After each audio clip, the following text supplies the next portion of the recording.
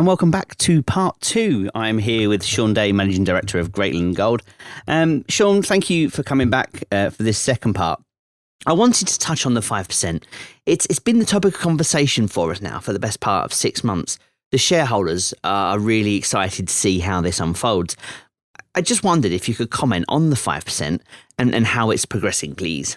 Yeah, look, thanks, Liam, and chatted around this off air just so that we're somewhat restricted around the confidentiality agreement. So I am a little bit more restricted in my comments than I'd otherwise choose to be. But I think what we can say is, since this has been initiated, we're closer to the end of the beginning of the process, which is really encouraging. We've put a lot of time, energy and effort into preparing for this, and shareholders should have a lot of confidence around the degree of preparation that's gone in. And this is all around the price discovery. And look, that price discovery is structured around the contents of the joint venture agreement. There is a starting point there with the pre-feasibility study, albeit I think we believe there's a lot of additional growth at Havieron that can still be captured. And one of the examples I'll give here is, look, we came out with an updated resource and reserve, and we came out with that unilaterally, for a number of reasons. Chief amongst that was we are undertaking a funding process, but that was still absolutely critical to understanding the value at that point in time of Havieron. And of course, with the passage of time, the value of Havieron continues to grow and increase. And to some extent, it's a shame that the feasibility study won't be out by the time this is determined, because I think that will be another positive marker showing the growth of the asset. But it continues to grow, but this is a snapshot in time, and we have thoroughly prepared around that. Oh, that's great. Thank you for that update. Looking ahead for Greatland, the project is ever evolving. What's the ideal timeline for you now as this expands and grows? Well, in terms of the expansion, I think you're expecting to see ore in the second half of FY23, so effectively early calendar 24, I might say. And so that's becoming very close, which is exciting. And that's just the South-East Crescent. And I think this is still something that shareholders and be excited about is I think we increasingly have a very good understanding of the South-East Crescent, which continues to grow. But there is also the bulk mine opportunities. And when I look at this mine, I actually see 2 block caves potentially forming. One centred around that new eastern breccia, and then potentially a second around the northern breccia. So there are potentially 3 mining areas within this one mine. It's a beast of an ore body, and the continued growth of it as we continue to drill it is terribly exciting. That's absolutely crazy for you to suggest that there's the potential for 3 block caving opportunities. Well, 2 block caving plus the South-East Crescent, which is a sub-level open stoping, so a more selective mining methodology where you're doing paste fill to try to minimise dilution and take as much of that high-grade material as you can. Thank you for clarifying that. Yeah, I didn't want to mislead anybody there. So how then, because obviously there's a lot of Capex needed to get that far, the transition to growth, how do Greatland grow from here? Well, let me answer that in 2 parts. Firstly, just because in the preface you talked about a lot of Capex. One of the brilliant elements of this, and indeed of the joint venture with Newcrest, is that Newcrest is effectively developing this as a mid-cap would, which is tailor-made for Greatland's balance sheet. What are we doing? We're driving in and developing the South-East Crescent, hitting that high-grade ore. We're going to then take that through, process it, and then have ounces of gold and tons of copper to sell. And that will generate cash flow. And then we can reinvest in that into the mine to continue to grow it, that continue to advance the decline to all the way to the bottom of the South-East Crescent. But that also opens up these additional access to these additional mining areas.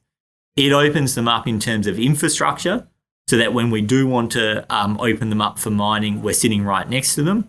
But it also opens them up for drilling. Once you can put an underground drill rig sitting right next to the eastern breccia or halfway down the decline to drill out that northern breccia, it's shorter drilling lengths, and that is obviously cheaper, but equally it shortens the cycle time for information. So you have this beautiful, positive kind of feedback where drilling is cheaper and quicker, and you understand those elements of the ore body quicker. And because you have infrastructure already near those elements, the potential to bring them on as mining zones is also improved, both economically and from a time perspective.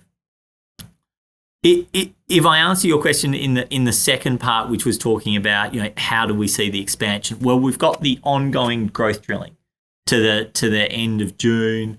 I think we're looking to still complete 40,000 metres of growth drilling in the second half of the year. But beyond that, in FY23, we have a very substantial growth drilling program planned again.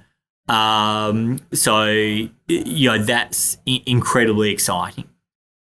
We have the feasibility study coming in. And again, although that pre-feasibility study was centred around 2 million tonnes per annum of ore, we did flag that the feasibility study would be looking to take that up around 3 million tonnes per annum. Now, I think 3 million tonnes per annum is about as much as a single decline access can do. So, look, it could be a little bit over, a little bit above.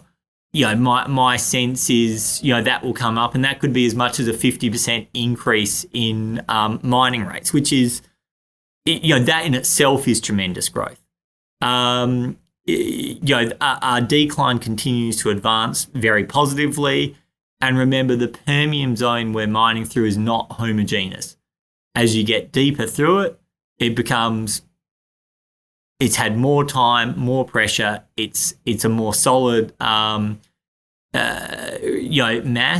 and that allows longer cuts and more efficient mining methodology. So I think that's very exciting, and we expect and hope to see and plan to see mining rates. So coupled with the evolution of the mining methods at site, where we start with the sub-level open stope, but then we have the opportunity to bring in these bulk mines. And when you hear Sandeep speak, he talks about ultimately having one mine and two mining methodologies, this sub-level open stoping down this high-grade South-East Crescent, but then opening up the broader Havieron with these, with potentially block caving or at least bulk mining methodologies. And, that is tremendous growth to have sitting inside our known ore zonation. It's just fabulous. Recently, you announced the, I think, 23rd results for Greatland and the joint venture with Newcrest. What's your biggest takeaway from these results, please? Yeah, look, we talked about the South-East Crescent just now, and that for me was the takeaway of this. We've punched a hole below that, which shows another 100 metres of vertical extent, where we're still getting that typical and consistent high-grade South-East Crescent intercept. And that takes us to 1,000 vertical metres and still going. Again, we are blessed by this ore body. It is a world-class ore body and has the capability of being one of the largest gold mines in Australia, and we should celebrate that. I'm just looking at page 9 of your recent presentation deck to see that growing from the stage 1 and then the updated mineral resource, and then just trying to envisage how that's growing. That is just a phenomenal And as you keep relating to it, it's a beautiful ore body, which is just amazing. It is, and I think this is an audio file, but for those that haven't seen slide 9, I'd commend you to go onto the site and take a look at the presentation. But there's two things on that slide. It's a bit of a before and after shot, what the ore body looked like at the time of the PFS and what it looks like today after our March update. And remember, it continues to grow. But the amazing number in that page, the number which is the best I've seen in my career, is that conversion rate. 86% of the resource converted into a reserve. That's basically telling you on that South-East Crescent that once you put all of it fits into mining shapes. Of course, there's access and a little bit you don't want to take the edges to and overly dilute, but really everything you find translates into economically mineable material because it's high grade and sitting next to infrastructure. And for as long as that 86% continues, it just talks to the quality of this ore body. And when I say it's world class, it's multifactorial why it's world class around size, potential, ongoing growth, but that conversion factor or conversion rate points you to the quality of this ore body. That is just mind blowing. I genuinely am just mind blown by how this is shaping up. Shaun, I think it's probably best to leave it now. I've had you for some time, and I appreciate you. I've got other things going on.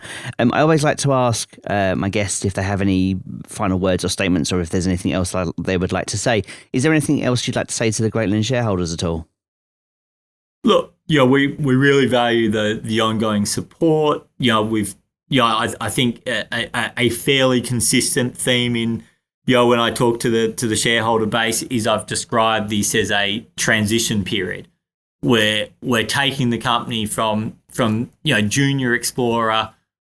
We've put in place a team that is more capable across all the domains of mining, engineering, processing, resource and still geology, but finance and legal. I think we have a more complete team and a more complete understanding of our ore body, and also a team that can put in place a funding, and that's really what I want to celebrate with our shareholders is getting through this transitions phase, dealing with the 5%, being fully funded, and then I think we have the platform to focus on growth again. We get these kind of significant issues that need to be addressed into the rearview mirror, and then we really just start to celebrate the growth in the ore body and what that delivers.